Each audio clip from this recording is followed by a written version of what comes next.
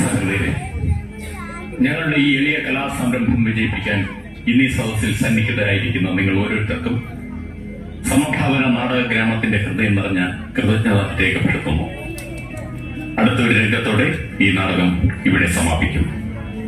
ഈ നാടകത്തിന്റെ അരങ്ങിലും അണിയറയിലും പ്രവർത്തിച്ചവരെ ഒന്ന് പരിചയപ്പെടുത്തട്ടെ.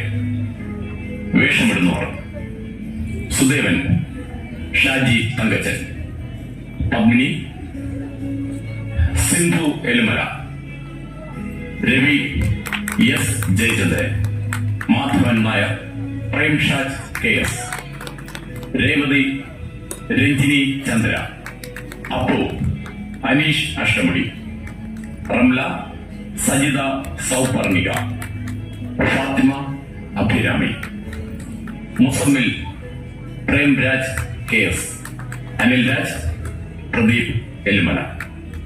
കൂടാതെ അതിഥി വേഷത്തിൽ രാജേഷ് വിനോദ്. ഞങ്ങൾ അവതരിപ്പിക്കുന്ന ബാലതാരങ്ങൾ: കൃപ കണ്ണൻ, അർച്ചന ബിജു, വേദിക, വേദനാഥ്, അനന്തു. ഗാനരചന പ്രേംഷാജ് കെ എസ്. നാടകരചന, സംവിധാനം, പശ്ചാത്തല സംഗീതം സുനു ശിവരാജ്. അടുത്തൊരു രംഗത്തോടെ ഈ നാടകം ഇവിടെ സമാപിക്കും.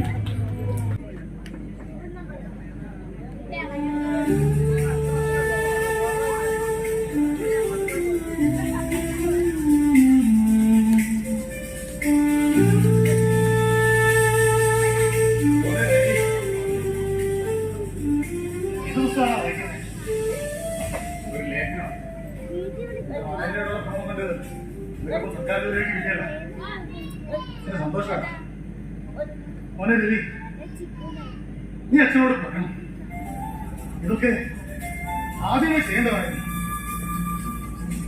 അതുപോലെ തന്നെ നീ നിന്റെ അമ്മയെ വെറുക്കല്ല. അവളുടെ പിടിവാശി കൊണ്ട് അതൊക്കെ ചെയ്തെങ്കിലും നമ്മുടെ നിലനിൽപ്പ് സന്തോഷമാണ് അവൾ ആഗ്രഹിച്ചത്. അവളെ ഒരിക്കലും വെക്കാൻ അച്ഛന്റെ അവസ്ഥ എനിക്കറിയാം. പക്ഷേ അമ്മ എന്താ ഇങ്ങനെ ഒരു തരം മനസ്സാക്കി ഇല്ലാത്തത് പോലെ ശരിയാവണ ആ രംഗാത്തോടും രേവതിയോടും അമ്മയുടെ പെരുമാറ്റം അതൊരു വളരെ റൂഡായിട്ടാണ് അച്ഛാ. ഈ അവസ്ഥയിലെങ്കിലും അമ്മയൊന്ന് ശരിയായി മാറുമോനെ, എല്ലാം ശരിയാവണം.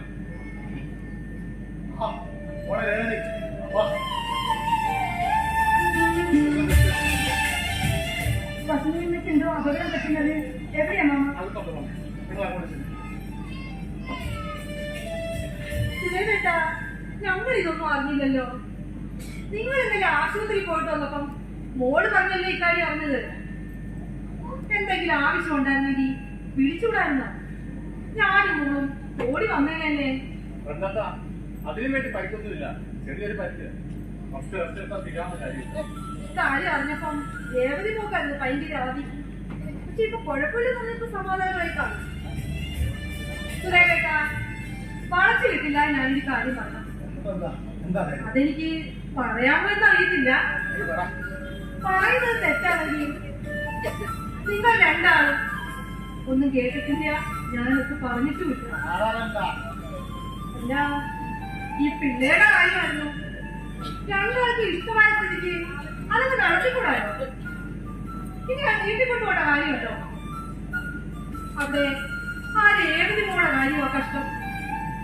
അച്ഛനും മക്കളും എങ്ങനെ കഴിയുന്നത് പോലും അറിയത്തില്ല.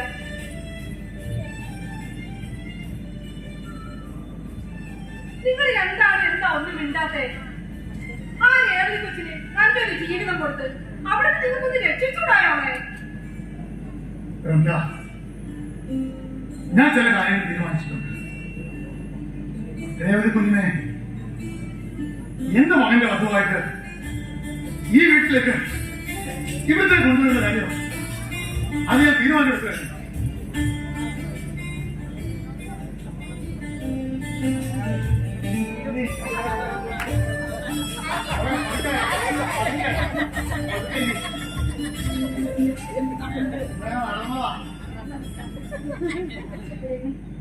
അമ്മയ്ക്ക് ഇങ്ങോട്ട് വന്നിരിക്കണമെന്ന് പറഞ്ഞു. പറഞ്ഞതല്ല, ആദ്യം കാണിക്കണം. സംസാരിക്കാൻ പറ്റില്ലല്ലോ അമ്മയ്ക്ക്. ശരിക്കും എന്താ സംഭവിച്ചത്? ഡോക്ടർ എന്താ പറഞ്ഞത്? സ്കാൻ ചെയ്ത് നോക്കി, വേറെ വലിയ കുഴപ്പങ്ങളൊന്നുമില്ല. പക്ഷെ സംസാരിക്കുമ്പോൾ കുറച്ച് വേദനയുണ്ടെന്ന് പറയാം. സംസാരിക്കാൻ കുറച്ച് ബുദ്ധിമുട്ടുണ്ടെന്ന് ഉള്ളുന്ന പിഎനിലെ കുടുംബ ഡോക്ടർ പറഞ്ഞു. ഞാൻ ശരിയാവും. എന്താ ശരിക്കും സംഭവിച്ചത്? മോളെ, ഇനി പറഞ്ഞിട്ട് എന്താ കാര്യം? സംഭവിച്ചത് സംഭവിച്ചു. ഓ സാരമില്ല, സംസാരിക്കുന്ന ബുദ്ധിമുട്ടാണ്, അത് മാറും. എക്കൊണ്ടേ സുഖമാവത്തോളൂ. നീ സുഖമായാ മതി.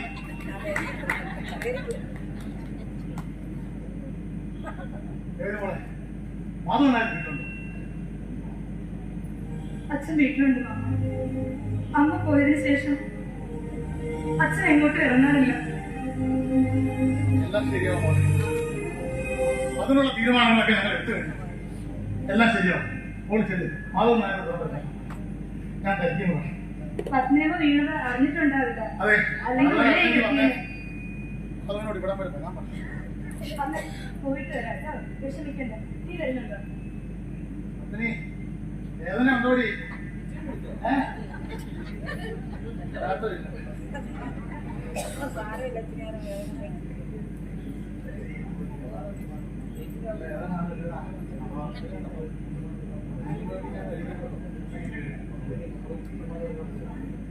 പത്നി, ഞാൻ അല്ല, നമ്മൾ ഒരു പ്രധാന തീരുമാനം എടുക്കാൻ പോവാ. അതിനു നീ സമ്മതിക്കണം. അച്ഛാ, ഈ സമയത്താണ് അമ്മ ഒരിക്കലേക്ക് സംസാരിച്ചത്. നല്ല കാര്യങ്ങളൊക്കെ തീരുമാനിക്കുമ്പോ അസുഖമൊന്നും ഒരു കാര്യം ആക്കണ്ടടാ. പത്നി, ഞാൻ ആ തീരുമാനം എടുക്കുക. അതിനെങ്ങാണം നീ എതിര് നിന്ന സത്യമായിട്ടും പറയാം, ഞാൻ അത് വന്നില്ല നടത്തുന്നേ.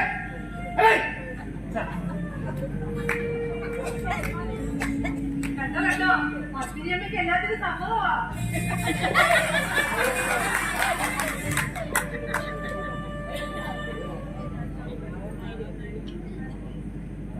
അതൊന്നേ ഞാൻ ഇങ്ങോട്ട് തന്നെ വരുമായിരുന്നു. അപ്പോഴാ പലരും മക്കൾ പറയുന്നത് പത്നിയിലേക്ക് എന്തോ പറ്റിയിരുന്നു. അല്ല, കുഴപ്പമൊന്നുമില്ല. ചെറിയൊരു പാർട്ടി. പിന്നെ കുറച്ച് റെസ്റ്റ് എടുത്താൽ മാറുമെന്ന് ഡോക്ടർ പറഞ്ഞു. ദൈവം രക്ഷിച്ചു.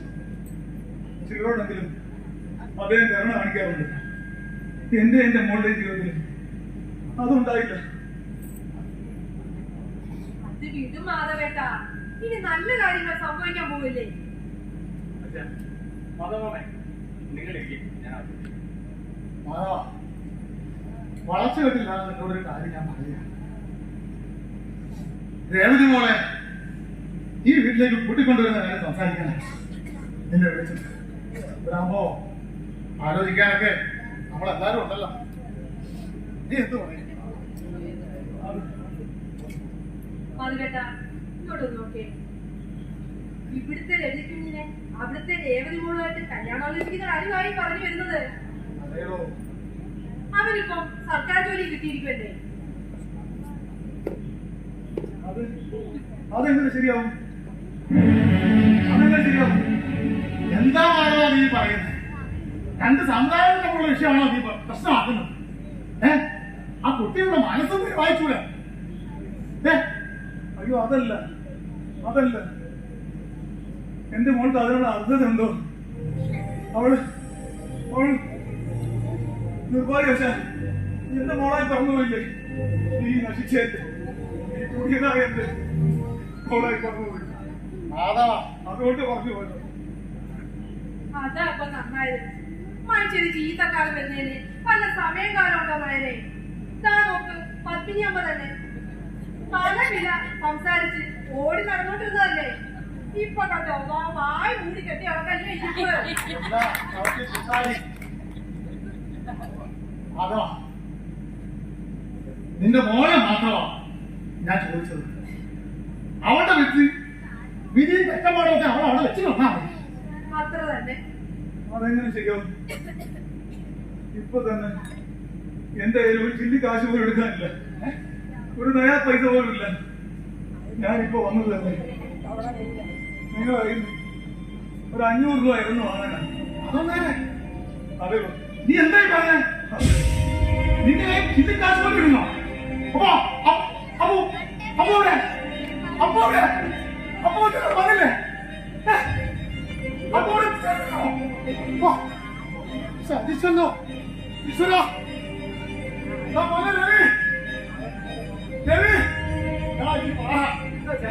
അതി പറ്റിയടാ.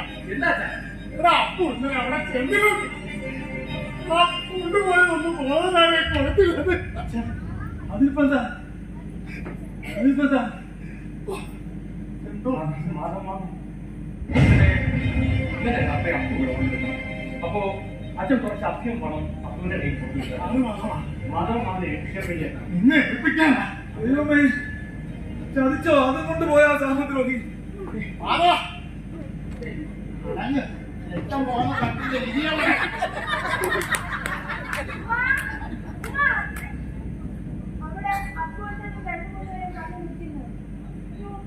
പോലീസ് ആയിരിക്കും. ഞാൻ പോവാം. എനിക്ക് അവനെ കാണണം. സ്വന്തം ജീവിതം തെളിച്ച് അവനെനിക്ക് കാണണം. എന്റെ മോളുടെ ജീവിതം നശിപ്പിച്ച അവന് ഉള്ള പൈസ എല്ലാം കൊണ്ട് കളഞ്ഞു. പിന്നീട്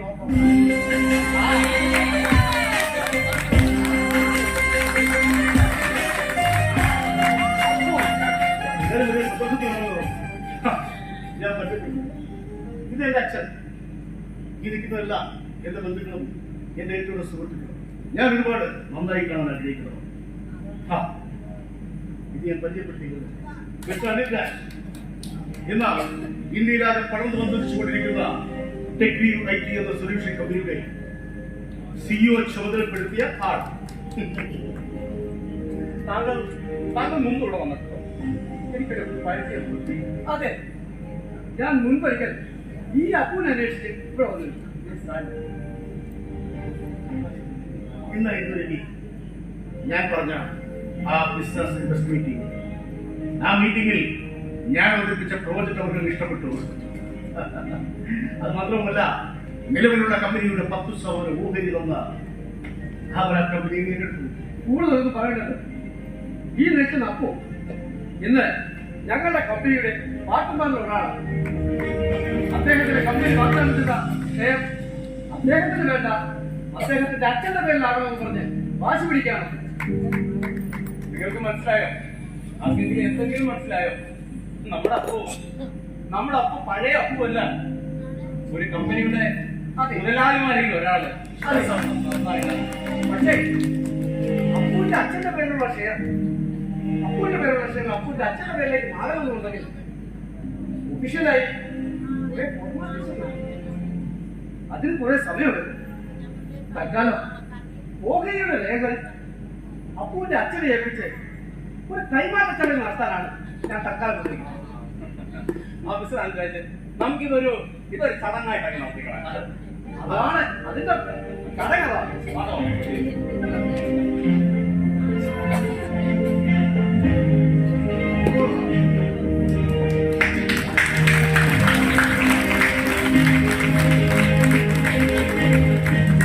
അപ്പോ നീ ഞങ്ങളെ ആകെപ്പാട് ഈ ഇടിച്ച് കളഞ്ഞല്ലോടാ, കുറച്ച് കള്ള. അപ്പോ കൺഗ്രാറ്റ്സ്. ഒടുവിൽ നീ വിജയിച്ചു. വിജയിക്കണമെന്നുള്ള നിശ്ചയദാർഢ്യം, അതിനെ പിന്തുടർന്ന് വിജയിക്കുമ്പോൾ കിട്ടുന്ന ആത്മസംതൃപ്തി, അത് ഏത് ലഹരിക്ക് മുകളിലാണെന്ന് നീ തെളിയിച്ചു. Very good. എനിക്കൊരു കാര്യം പറയാനുണ്ട്. മദ്യം, ആ മദ്യം എന്ന ലഹരി ഈ എന്നെ തളർത്തിയോ? ഞാൻ എന്താകണമെന്ന് ഞാൻ തീരുമാനിച്ചപ്പോൾ ഞാൻ എന്റെ ജീവിതം തിരികെ പിടിക്കുവാൻ കഴിയും. നിങ്ങളാണ്, നിങ്ങൾ ഓരോരുത്തരും എന്താവണമെന്ന് തീരുമാനിക്കേണ്ടത് നിങ്ങൾ ഓരോരുത്തരുമാണ്.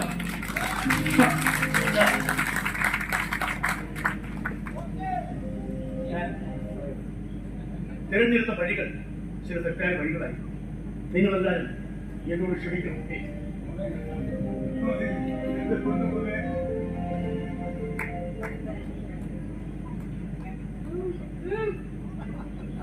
എന്തുവാടി ഓ അവർക്ക് വെട്ടം വീട് കല്യാണക്കാരിയോ പറയുന്നത് ഇന്ത്യയിലെങ്കിലും എല്ലാം മനസ്സിലായടി ഇപ്പൊ എല്ലാവരോടും ചോദിക്കുക ഈ നിൽക്കുന്ന എന്റെ മോൻ രവി മാധവൻ നായരുടെ മോള് രേവതി കുഞ്ഞുമായിട്ട് കല്യാണം കഴിക്കാൻ തീരുമാനിച്ചു ഇത് പിന്നെ സമ്മതമാണോ എന്റെ സഹോദരി രേവതി ഈ നിൽക്കുന്ന എനിക്ക് വിവാഹം കഴിച്ചു കൊടുക്കാൻ എനിക്കും എന്റെ അച്ഛനും പരിപൂർണമായ സമ്മതം.